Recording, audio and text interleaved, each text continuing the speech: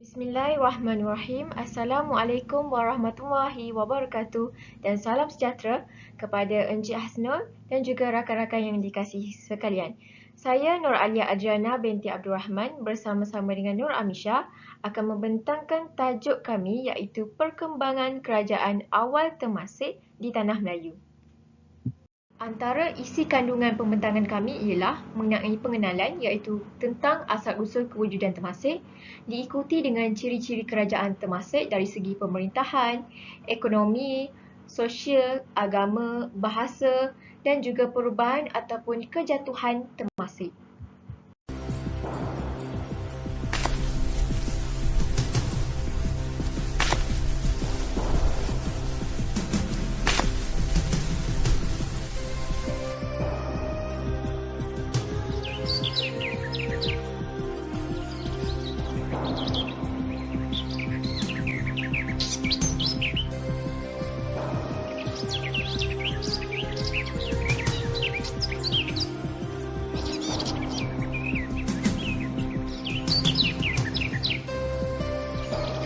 Pasir yang kelihatan itu tanah mana?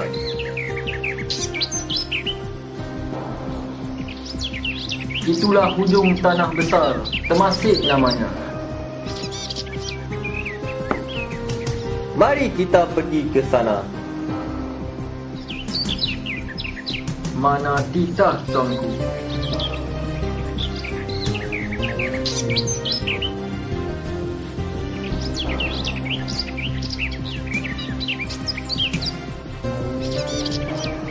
Kita mengenali dengan lebih mendalam tentang asal-usul Temasek. Seperti yang kita ketahui, Kerajaan Melayu merupakan kerajaan awal yang telah wujud sebelum zaman Kesultanan Melayu Melaka dan ia juga dikenali sebagai kerajaan maritim. Temasek telah wujud pada abad ke-14 Masihi yang terletaknya di Sungai Singapura. Temasek atau dikenali sebagai Kota Laut merupakan sebahagian daripada Kerajaan Sriwijaya.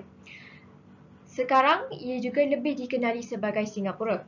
Sebelum Temasek dikenali sebagai Singapura, ia telah dinamakan sebagai Pulau Ujung. Pulau Ujung ini berasal daripada perkataan Pulucung ataupun Pulau Ujung kerana ianya terletak di hujung semenanjung Singapura. Dan dari Pulau Ujunglah telah bertukar nama kepada Singapura. Baiklah, seperti yang kita tahu, Temasek dikategorikan sebagai kerajaan Melayu dan semakin dikenali kerana faktor pengembaraan Parameswara sebelum mengasaskan Melaka, iaitu baginda telah mengembara bermulanya dari Palembang ke Temasek, kemudian ke Muar dan yang terakhir sekali baginda mengembara di Melaka. Dan di Melaka bermulanya Kesultanan Melayu Melaka. Jadi, marilah kita sama-sama mengenali dan mengetahui mengapa baginda Parameswara mengembara dari satu tempat ke satu tempat yang lain. Baiklah, yang pertama bermulanya dari Palembang. Parameswara merupakan seorang putera raja daripada Kerajaan Melayu Palembang. Okey. Sebab tu ini, baginda telah berperang untuk merebut tahta daripada Kerajaan Majapahit. Ini kerana Palembang telah dikuasai oleh Kerajaan Majapahit. Jadi, baginda telah berupaya untuk melepaskan kerajaannya daripada penguasaan Majapahit. Namun, ia tetap gagal.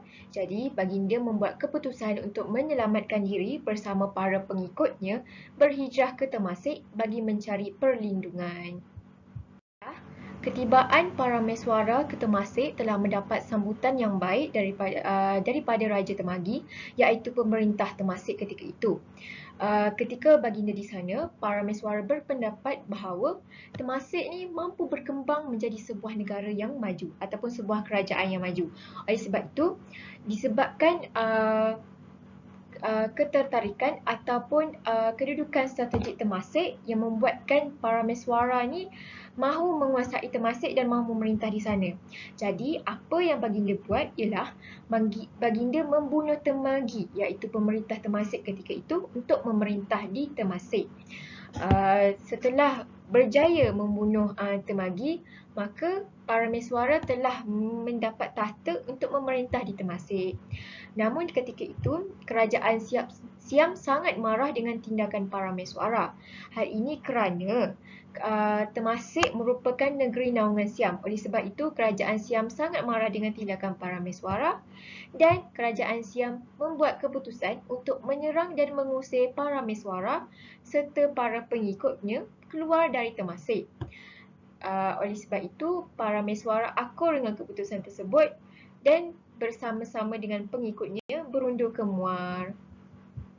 Parameswara dan juga para pengikutnya membuat keputusan untuk tinggal di Muar buat sementara. Namun, baginda merasakan bahawa Muar tidak sesuai dijadikan sebagai kerajaan. Oleh sebab itu, beliau telah menubuhkan Biawak Busuk dan Kota Buruk sebagai tempat perlindungan. Tempat perlindungan ini, Biawak Busuk dan juga Kota Buruk ni dibina kerana untuk melindungi diri mereka daripada binatang seperti biawak dan juga serangga. Berbalik kepada tadi, mengapa baginda merasakan bahawa Muar tidak sesuai dijadikan sebagai kerajaan? Yang pertama adalah kerana serangan daripada haiwan-haiwan ataupun binatang liar, dan juga yang kedua adalah daripada peristiwa pondok yang mereka bina tiba-tiba runtuh. Jadi mereka merasakan bahawa Muar ni merupakan tempat yang tidak selamat dan tidak sesuai untuk didirikan kerajaan. Jadi Parameswara dan pengikutnya telah bergerak sehingga ke Sening Ujung.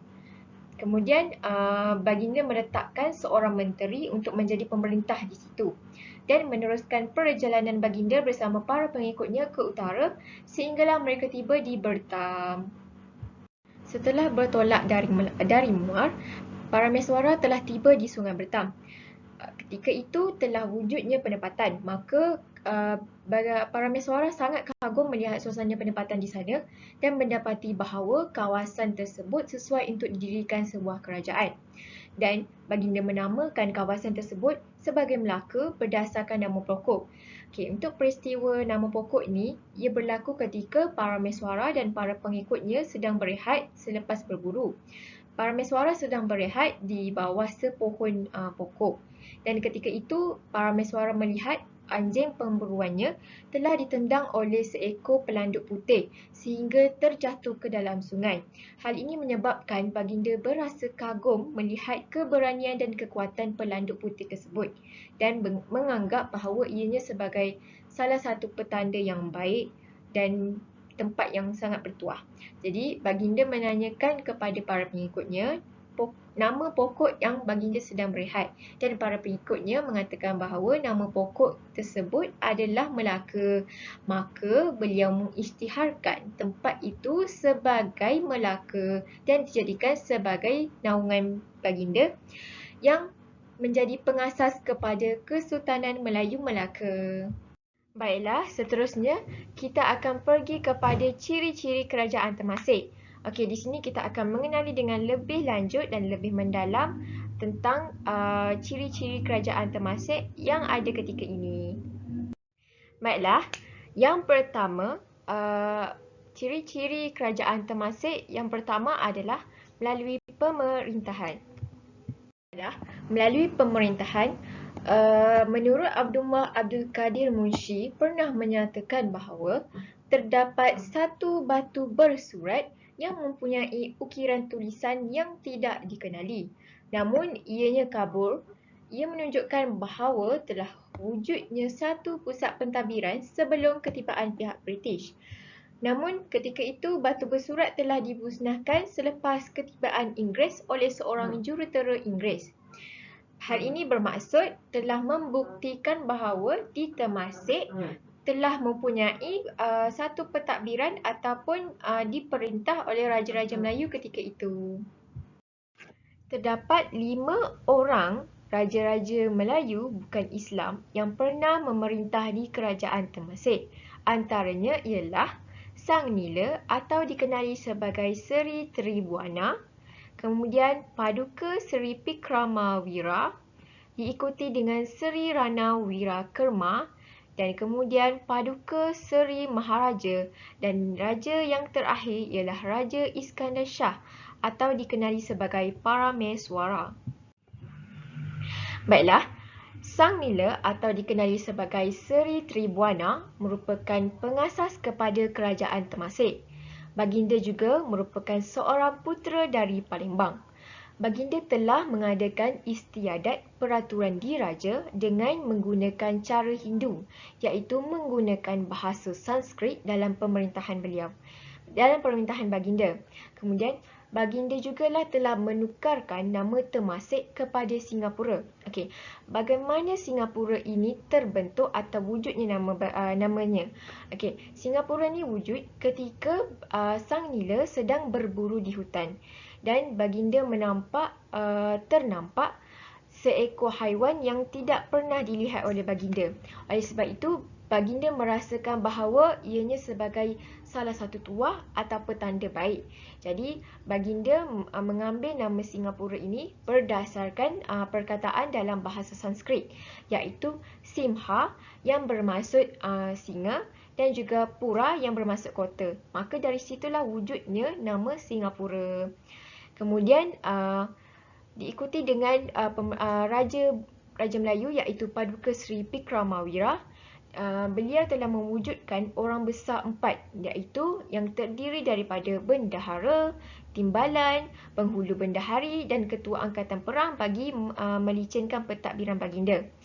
Kemudian adanya Raja Seri Rana Wirakerma, diikuti dengan Paduka Seri Maharaja dan raja yang terakhir iaitu Raja Iskandar Shah atau dikenali sebagai Parameswara. Okey, sebagaimana yang kita tahu, Parameswara merupakan Raja Temasek yang terakhir. Baginda melakukan pengembaraan bermula dari Palembang ke Temasek, kemudian ke Muar dan barulah ke Melaka. Dan baginda pernah mendirikan sebuah kerajaan di Sungai Bertam yang sekarang ini dikenali sebagai Melaka. Dan baginda juga merupakan pengasas kepada Kesultanan Melayu Melaka.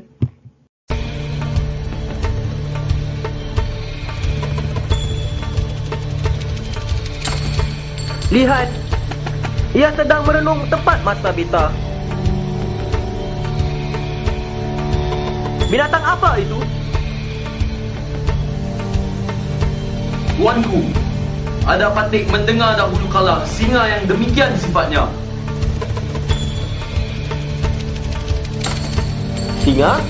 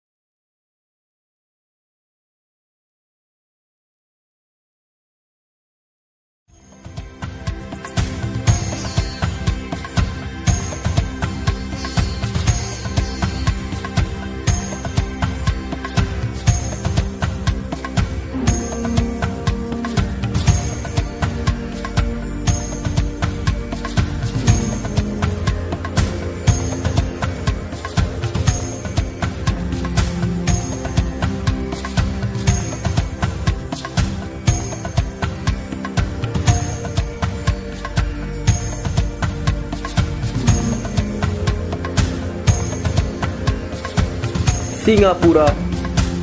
Tanah ini akan beta namakan Singapura. Terima kasih Alia. Assalamualaikum, nama saya ialah Nur Amisha binti Zainuddin daripada Sejarah 3. Saya akan menyambung pembentangan dengan menerangkan apa itu perkembangan Temasek dari aspek ekonomi. Pertama sekali, kita perlu tahu bahawa Temasek mempunyai ekonomi yang baik dan amat stabil kerana mempunyai sumber-sumber ekonomi yang membantu perkembangannya. Baiklah, ekonomi Temasek terbahagi kepada 3, iaitu ekonomi pelabuhan, perdagangan dan perikanan. Baiklah, pertama sekali dari segi pelabuhan, Temasek mempunyai kedudukan yang strategik untuk membantu pelabuhan mereka untuk berkembang dengan lebih baik. Dan tambahan lagi, pelabuhan mereka berkembang maju kerana mereka berada di laluan jalan laut antarabangsa, yakni akan menarik pedagang untuk singgah mencari bekalan makanan dan keperluan mereka untuk menyambung perjalanan mereka. Seterusnya, Temasek juga ialah negara pulau yang mempunyai pinggir pantai dan laut yang luas, yakni akan membantu ekonomi dari sektor pelabuhan untuk menerima kapal-kapal yang besar di perairan mereka. Dan terakhir sekali, kedudukan Temasek yang banyak kebaikannya dari segi terlindung daripada tiupan angin monsun yang menjadikan Temasek sebuah pelabuhan yang selamat untuk persinggahan dan sekaligus menarik perhatian dan minat pedagang untuk singgah berlabuh di Temasek. Baiklah, seterusnya, ekonomi kedua Temasek adalah melalui perikanan, yakni mereka akan menangkap ikan dan memungut hasil laut seperti cengkerang, siput dan sebagainya. Dan kita perlu tahu bahawa sumber utama ekonomi Temasek adalah melalui perikanan. Oleh sebab itu, ia menjadikan Temasek merupakan sebuah kerajaan maritim.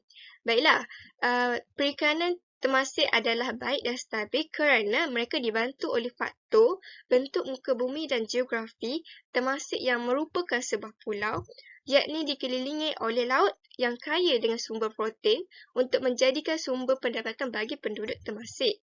Dan hasil tangkapan mereka seperti ikan dan sebagainya akan dijadikan sebagai barang dagangan di pelabuhan dan penduduk jual dagangan pada penduduk tempatan dan juga untuk sara diri para nelayan. Baiklah, seterusnya, ekonomi Temasek yang ketiga merupakan perdagangan dan dilakukan secara tempatan dan antarabangsa. Seterusnya, proses jual beli barangan di Temasek adalah menggunakan sistem barter dan juga mata wang. Seterusnya, barangan-barangan yang dijual beli pada ekonomi Temasek adalah berupa barangan tempatan seperti hasil laut dan barangan-barangan pedagang asing seperti rempah ratus, tembikar dan teh.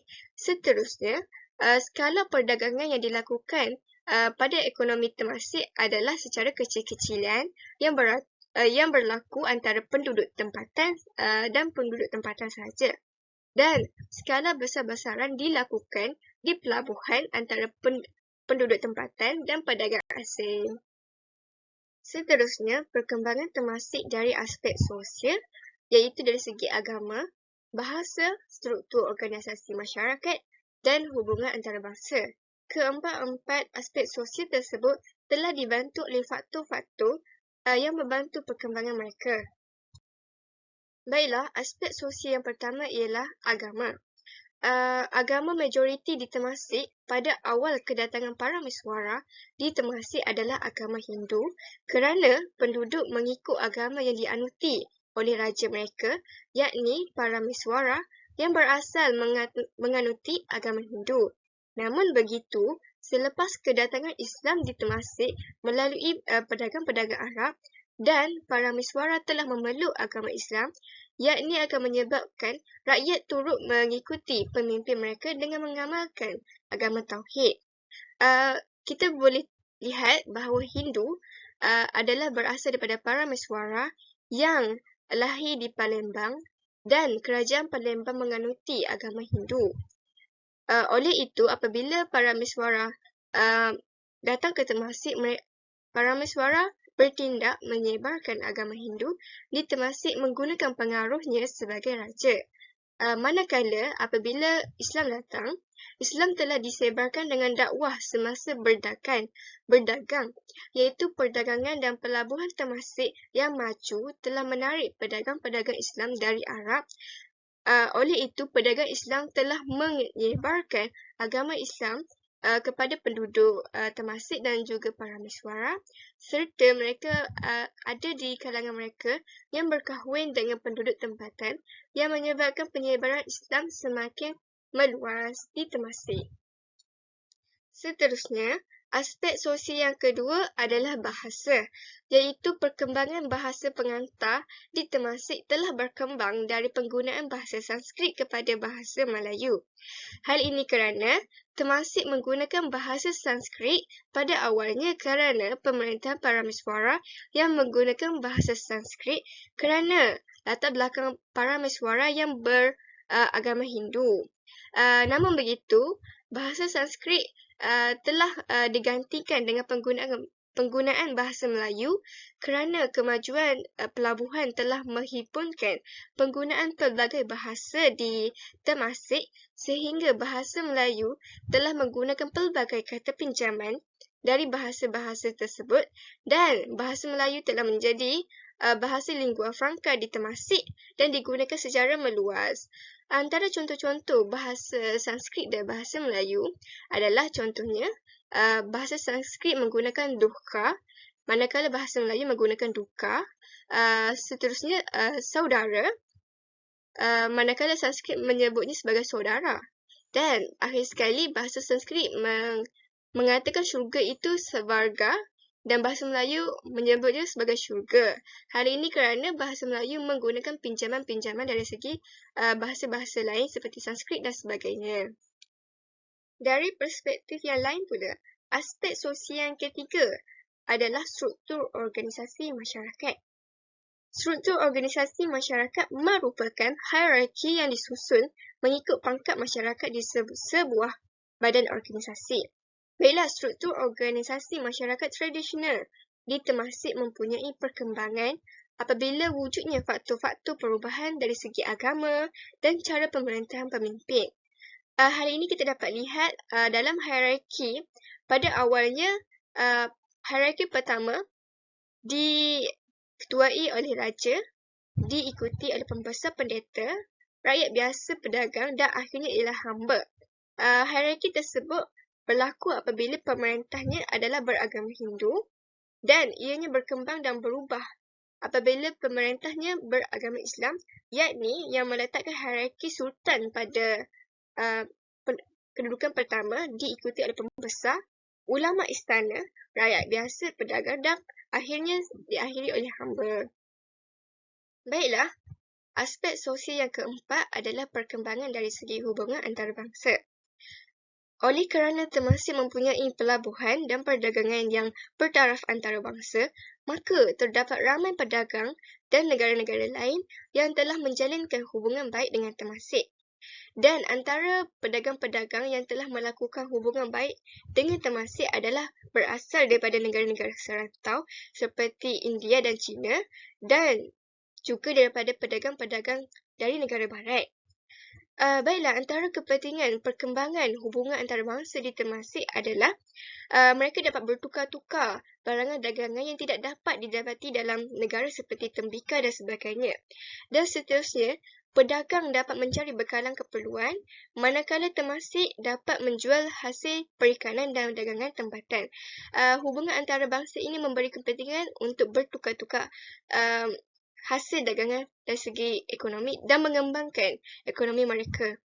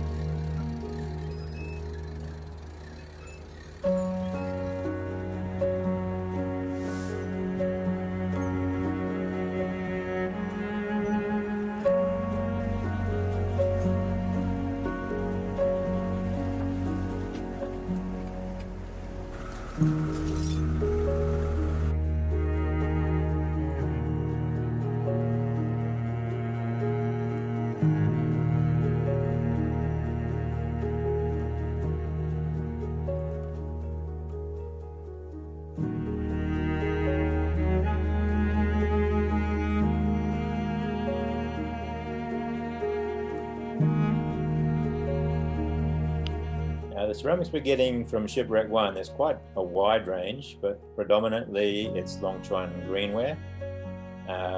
The most exciting find is the Yuan blue and white.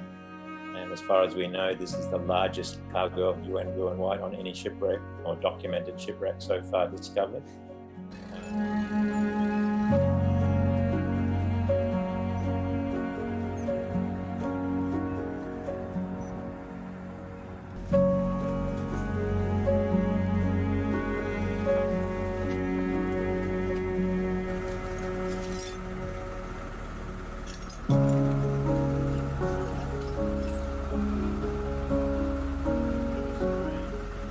Great. It's the first ancient shipwreck ever found in Singapore waters, and through sheer coincidence, it corresponds in time or is contemporary with the Temasek period, the highlight of Singapore's earlier existence in the 14th century, possibly a bit earlier, and of course it carried on as a port later, but nowhere near as powerful.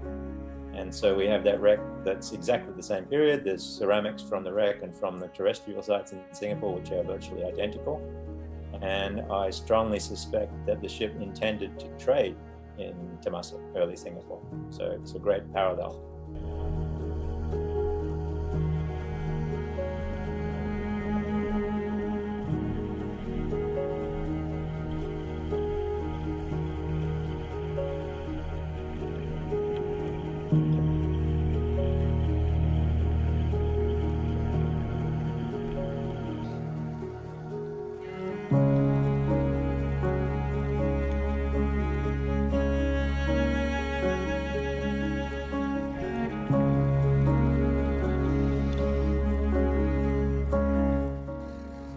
We'll have a whole range of new designs in both shape and decoration that we can add to the current knowledge.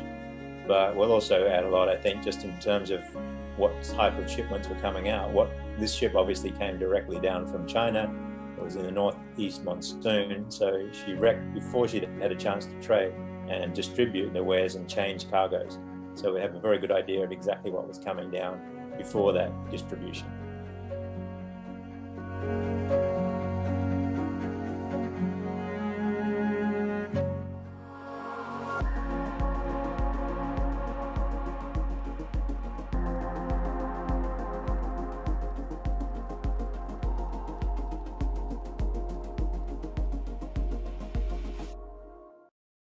Akhirul kalam, kita sudah sampai di penutup perbincangan pembentangan tentang perkembangan di Temasek.